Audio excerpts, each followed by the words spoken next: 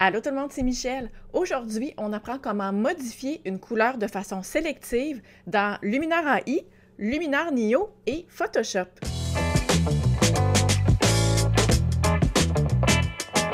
C'est passé un grand drame dans ma vie. En fait, je devrais plutôt dire dans la vie de ma très bonne amie Marie-Christine et son chum Jean-Sébastien. MC et JS attendent un enfant.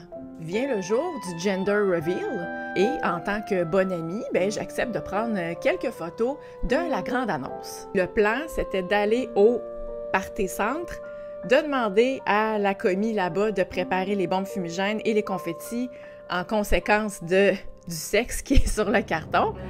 Et là est arrivé exactement ce que tout le monde craignait, un méga fail. Les bombes fumigènes n'ont pas éclaté de la même couleur. On a évité la panique, mais il y avait quand même, comme vous pouvez voir, une certaine confusion dans le visage de mon amie Marie-Christine à savoir si elle était enceinte d'un petit gars ou d'une petite fille. Je sais que vous vous demandez tous à la maison comment ils ont réussi à savoir le sexe de leur enfant. Et bon, vous pouvez bien vous douter qu'ils ont sorti le petit carton et qu'ils ont dit « Bon, mais regardez, on attend une petite fille. » Mais là, le problème, c'est que sur les photos, la bombe fumigène est bleue. Qu'est-ce que nous, les photographes, on peut faire dans ce temps-là? On n'est rien de moins qu'au stade de Dieu, parce qu'on est capable de transformer un sexe masculin en sexe féminin. C'est ce que je vous montre aujourd'hui. Premier exemple, dans Luminar AI, vous importez la photo à modifier. On va dans le panneau Édition et tout à droite, on va aller chercher l'outil couleur. On ouvre l'outil couleur. Là, on va se concentrer exclusivement sur la fumée. Dans la fumée, il y a du bleu et du cyan. Si le panneau HSL n'est pas ouvert, peut-être qu'il apparaît comme ça quand vous ouvrez l'outil couleur. Là.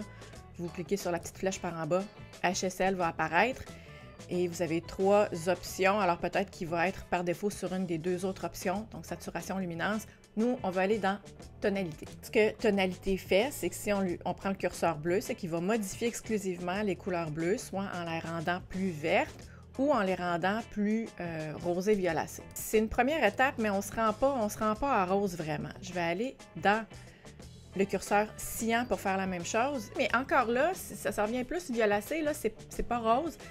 Alors, pour vraiment modifier de façon drastique une teinte, en bas complètement, vous avez modification de teinte. Et si vous bougez comme ça, vous voyez, ça change complètement. Là, on pourrait faire une fumée verte si on voulait. Et nous, ce qu'on veut, c'est une fumée rose. Alors, je vais tasser pour m'en aller vers le rose que je veux. Vous voyez, là, je considère que j'obtiens la version de rose qui me convient. Mais là, vous voyez comme moi, là, ça s'est appliqué partout. C'est pas ça qu'on veut. C'est là que l'outil masque de peinture est intéressant. Pour ouvrir l'outil de masquage, on clique ici sur « Ajouter masque ». On clique sur le petit pinceau si ce n'est pas déjà fait. On peut modifier le rayon du pinceau, donc de plus gros à plus petit, mais je le veux quand même assez petit. Et je vais peindre cet effet exclusivement sur la fumée. Là, je fais ça grosso modo, mais vous voyez. Ce qui est le défi dans cette photo-là, c'est qu'il y a des ballons bleus qui sont à proximité de la fumée bleue. Alors, il faut s'arranger pour que ça ait l'air quand même naturel. Puis, par la suite, si jamais la couleur n'est pas tout à fait à votre goût, vous pouvez toujours retourner dans Modification de teinte pour aller chercher une teinte qui vous convient davantage. Moi, je pense que cette teinte-là va plus s'harmoniser avec les ballons roses qui sont derrière, donc je vais garder ça. Peut-être que la saturation est un petit peu intense, ça a l'air vraiment fluo. On peut se douter un petit peu de la modification, alors je vais diminuer un petit peu la saturation pour adoucir un petit peu l'effet de rose avant, après. Dans Luminar Neo, ça va être très semblable. Toujours dans le panneau édition, on reconnaît à droite l'outil couleur, on clique dessus, ouvre le HSL, dans tonalité, on fait exactement la même chose, donc on... Léo, non, viens te saluer à tout le monde là. Hein?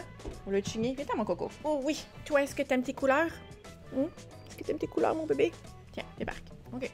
Alors, on modifie le bleu et le cyan. Puis, on complète notre modification de couleur avec modification de teinte. Donc, ça va vraiment beaucoup ressembler à ce qu'on a fait tout à l'heure. Comme ça ici, on peut tout de suite un petit peu diminuer la saturation. La différence ici dans Luminar Neo versus Luminar AI, c'est que l'outil de masquage, au lieu d'être une icône de pinceau qui est en haut ici, va être dans un onglet. Si vous avez une photo dont les éléments, dont les sujets sont vraiment plus distincts Possiblement que l'outil masquage IA va être utile pour vous. Là, dans le cas actuel, j'ai fait des tests, là, il n'y a rien à faire, il y a trop de choses en même temps, il y a trop d'éléments, l'outil ne fonctionne pas dans mon exemple de fumée. Alors, on va aller utiliser le pinceau. Je vais diminuer un petit peu la grosseur du pinceau. On fait la même chose que tantôt. On va appliquer l'effet exclusivement sur la fumée.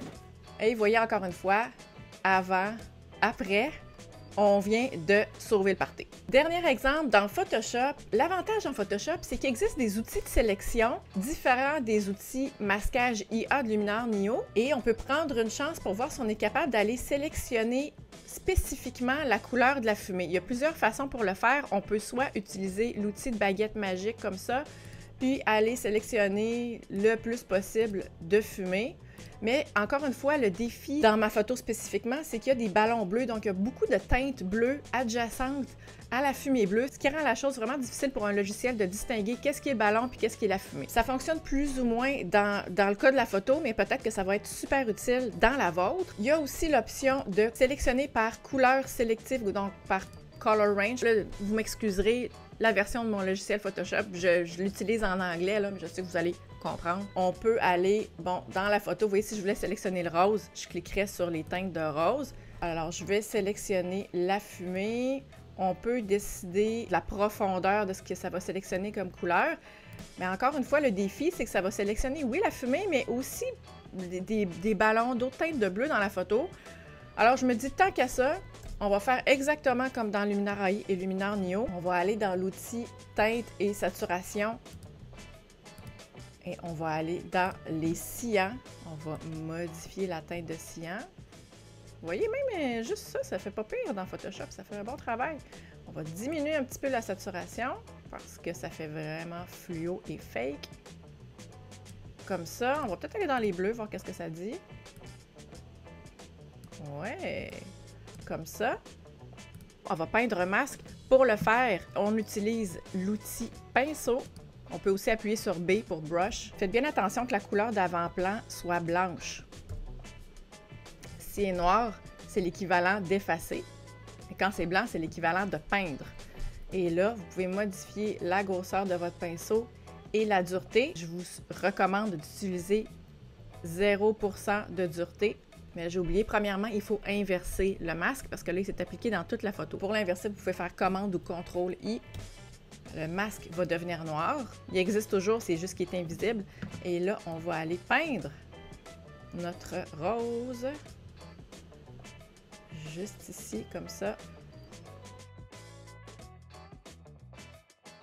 J'espère que c'est un traitement que vous aurez jamais à faire de votre vie, mais si jamais c'est le cas, ben vous saurez comment faire. Puis de toute manière, vous allez pouvoir l'utiliser sur tous vos autres genres d'images. J'en profite pour vous parler de mon service de coaching privé. Si ça vous intéresse d'en apprendre davantage sur le traitement de la photo, si vous n'êtes pas à l'aise, si vous voulez découvrir votre style, si vous voulez avoir un crash course ou des trucs pour savoir comment utiliser Luminar AI et ou Luminar Neo, ben je vous invite à prendre rendez-vous avec moi. On s'assoit virtuellement ensemble, vous me posez toutes vos questions, ça me fait plaisir. Je prends du temps seul avec vous. Si ça vous intéresse de réserver votre rendez-vous, je mets le lien juste en dessous dans la description. Si mes vidéos chaque semaine vous sont utiles, je vous invite à les partager avec des amis, des collègues. Ça m'aide à grandir ma chaîne. Si vous avez des questions, des commentaires, comme d'habitude, gênez-vous pas, mettez-moi ça juste en dessous.